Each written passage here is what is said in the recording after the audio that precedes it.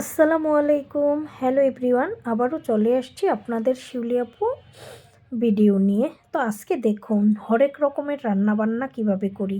এইখানে দেখেন ইলিশ মাছের মাথা কেটে নিছি, পেঁয়াজ, ধনিয়া পাতা, কাঁচামরিচ, তেলাপিয়া মাছ, বেগুন, আলু, ফুলকপি। তারপরে এই যে দেখেন বেগুনগুলিকে হলুদের গুঁড়া, মরিচের গুঁড়া, লবণ, সামান্য একটু জিরার গুঁড়া আর অল্পখানি তেল দিয়ে মেখে রেখে দিছিলাম। তো প্রায় 10 মিনিট হাতে সময় ছিল, এগুলা মেখে রেখে দিছি আর সেই ফাঁকে আমি অন্য কাটাকাটি করছি আর কি। তারপরে হচ্ছে এখন কড়াইতে তেল দিয়ে এই যে বেগুনগুলি ভাজার জন্য দিয়ে দিলাম।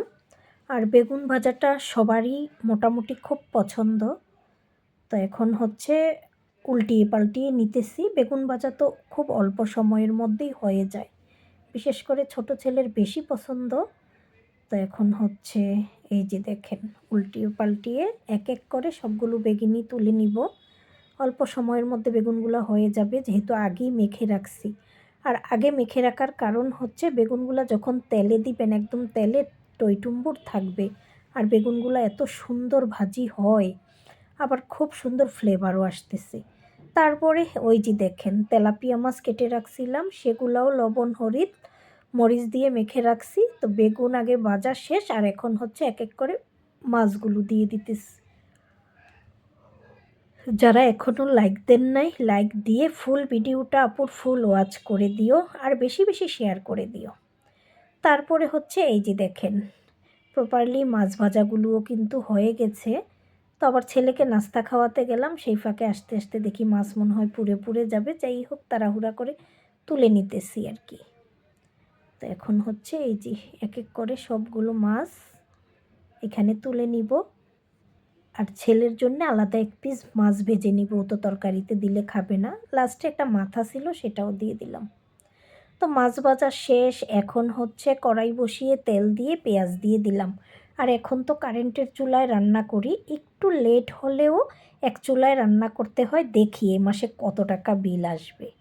তারপরে এই যে দেখেন এখন অল্প করে আদা রসুন বাটা দিয়ে দিলাম পেঁয়াজের মধ্যে। তারপরে পরিমাণ মতো হলুদের গুঁড়া।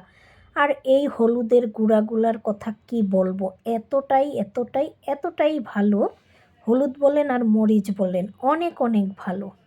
তারপরে পরিমাণ মতো এখন হচ্ছে লবণ দিয়ে দিতেছি, দিয়ে পরবর্তীতে হচ্ছে একটুখানি ধনিয়ার গুঁড়া দিয়ে দিব এখানে। তো ধনিয়ার গুঁড়াটা দেখি যে ডিব্বার মধ্যে নাই, এখন আবার একটুখানি নামাতে হবে, তাই দেওয়ার জন্য একটু লেট হচ্ছে। এই তো ধনিয়ার গুঁড়াও দিয়ে দিলাম, দিয়ে সামান্য একটু পানি দিয়ে দিব, এটাও গরম পানি দিয়ে এখন হচ্ছে নেড়ে চেড়ে নিব। এই তো দেখেন খুব সুন্দর কষানো হয়ে গেছে মশলাটা। আর এখন কেটে দিয়ে দিলাম হচ্ছে নতুন আলু। আর এই নতুন আলু দেখলেই মনে হয় কাঁচা খেয়ে ফেলতে মন চায়, কাঁচা তো আর খাওয়া হবে না, যাই হোক পাকা মানে রান্না করে খাবো আর কি। তো দেখেন আলুগুলো একটু আগে দিলাম, আর আলুর পরিমাণ বেশি বলতে ওই যে আমাদের বাসায় সবার আলু পছন্দ, তাই আলু বেশি করে দেওয়া আর কি। তো আলুটা দিয়ে কিছুক্ষণ জাল করে নিছি, আর এখন এই আলুর সাথে আবার সবজি দিব। তো সেই সবজি হচ্ছে এই যে ফুলকপি। বাইরে ভাই কত যে ফুলকপি খাওয়া যায় এক আল্লাহই ভালো জানে। যতদিন শীত থাকবে ততদিন আমার বাসায় ফুলকপি থাকবে, বুঝতে পারছেন। এই বছরে পাতাকপি শুধু একদিন খেয়েছি, আর খাবো না। কিন্তু ফুলকপি ছাড়া যাবে না, মাছ দিয়া বলেন, ভাজি বলেন, সবজি বলেন, পাকোড়া বলেন, চলবেই। ফুলকপিটা সবার খুব পছন্দ। তো আলুর সাথে ফুলকপি দিয়ে নেড়ে চেড়ে জাল হতে থাকুক, আমি সাথে অন্য কাজ করে নিব। অন্য কাজ করতে করতে দেখেন ফুলকপিটা ভালো মতো বলক চলে আসছে, কষানো হচ্ছে, আবারও নেড়ে চেড়ে নিতেছি। আর ফুলকপিগুলো এতই ভালো, কষানোর মধ্যে দিয়ে দিছি, মনে হয় কি ঝোল দেওয়ার আগেই কপিগুলো ভেঙে যাবে এরকম।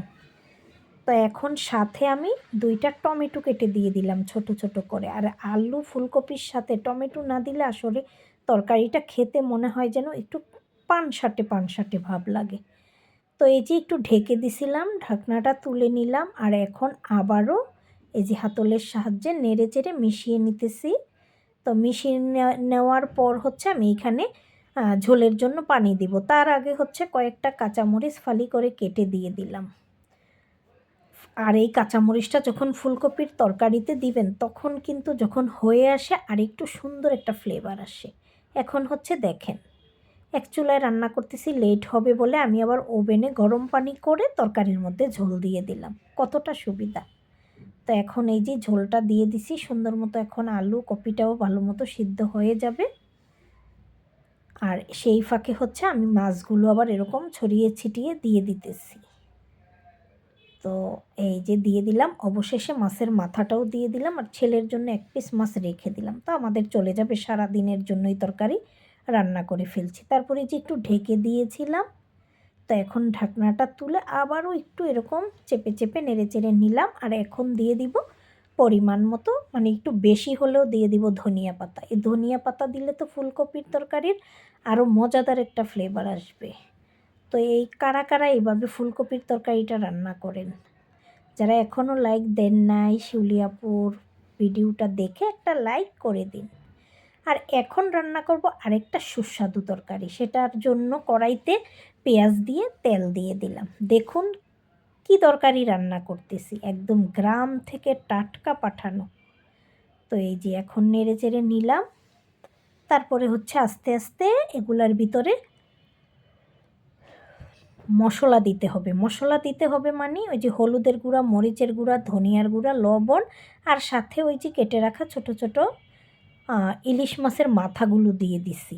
তো এখন তো বড় বোন বাসায় আছে, ভাবলাম আমি আর আপাই খাবো, বাচ্চারা যেহেতু খাবে না, তাই আজকে রান্না করতেছি। সামান্য একটু পানি দিয়ে দিলাম আর একটু কষানো হোক। জাল করতে করতে এই যে দেখেন, জাল করতে করতে মাছটা সিদ্ধ হয়ে যাবে। আর ইলিশ মাছ বলে কথা, পুরো ঘর মনে হয় গ্রানে মৌ মৌ করতেছে।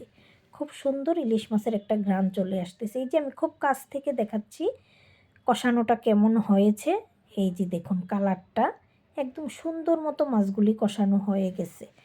আর সেই মাছের মধ্যে ঢেলে দিলাম হচ্ছে আমার মা গ্রাম থেকে, দেখেন ছেলে বাড়িতে গেছিল, গ্রাম থেকে কচু শাক কেটে সিদ্ধ করে তারপরে আমার জন্য পাঠিয়ে দিছে। আমি কখনোই এখানে কচু শাক কিনে খাই না, সবসময়ই আমার আম্মা হোক আর শাশুড়ি হোক গ্রাম থেকেই পাঠিয়ে দেয়। আর গ্রামেরও একদম নোংরা জায়গার কচু শাক না, এগুলি একদম আমাদের বাড়ির পাশে আমার মা লাগিয়েছে, সেখান থেকে হচ্ছে এই কচুর কি বলে ডালপালা বলেন আর যাই বলেন আর কি, তো সেই কচু শাকগুলোই দিয়ে দিছে। সাথে কয়েকটা কাঁচামরিচ কেটে দিয়ে দিলাম, একটু দিয়ে দিলাম গরম মশলার গুঁড়া, আর একটু এই যে এখন দিয়ে দিলাম জিরার গুঁড়া।